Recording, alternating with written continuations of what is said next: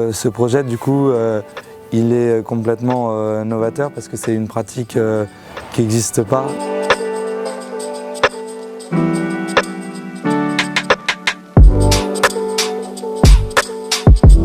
Comment ça marche? On va venir semer une légumineuse, donc par exemple une luzerne. Pour l'instant, les premières expérimentations, ça s'est fait avec des luzernes. Et sur cette luzerne, on va venir implanter une culture d'intérêt, donc par exemple un blé. Et ce blé, on va le semer avec des interrants plutôt élevés. Et entre les interrants, du coup, il va y avoir de la luzerne. Et cette luzerne, la problématique qu'elle pose, c'est qu'elle va venir trop en concurrence avec le blé.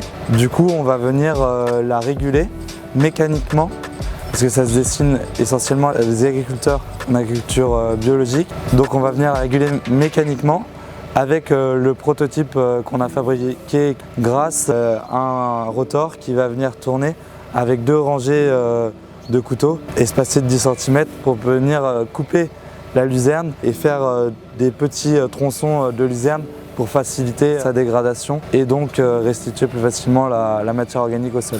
En fait, l'objectif de cette pratique, c'est de venir toujours couvrir le sol tout au long de l'année, de venir apporter de l'azote aux cultures et de venir limiter le salissement de la parcelle au niveau des adventices. Le contexte du coup pour ce type de projet est très intéressant parce qu'aujourd'hui on va vers une transition agroécologique qui est voulue par les pouvoirs publics mais aussi par les consommateurs.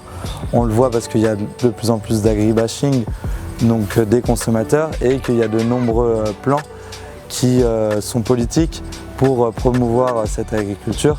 Donc on le voit au travers des aides, on le voit aussi au travers de plans comme le plan Ecophyto qui ont pour but de développer des pratiques qui trouvent et qui permettent des alternatives aux produits phytosanitaires.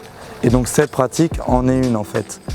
Parce qu'on va être en bio du coup principalement sur cette pratique-là. Et en bio on a besoin d'azote, c'est une grosse problématique. On a aussi des problématiques de désherbage mécanique. Et du coup le fait de mettre la luzerne va pouvoir résoudre ces problèmes d'azote. Enfin la luzerne ou légumineuse va pouvoir résoudre en partie ces problèmes d'azote. Et va également limiter la présence d'adventices, et en plus le fait d'avoir une couverture totale du sol pendant plusieurs années va permettre du stockage de carbone, donc ce qui est classique, enfin ce qui est dans le contexte actuel de réchauffement climatique très bien.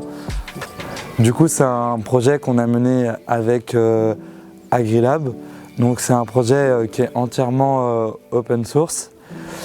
Donc l'ensemble des documents qu'on a créés sur ce projet sont disponibles sur le wiki d'AgriLab. Et ce projet a été financé par la chaire agromachinisme et c'est fait en partenariat avec la fédération des CUMA Normandie Ouest.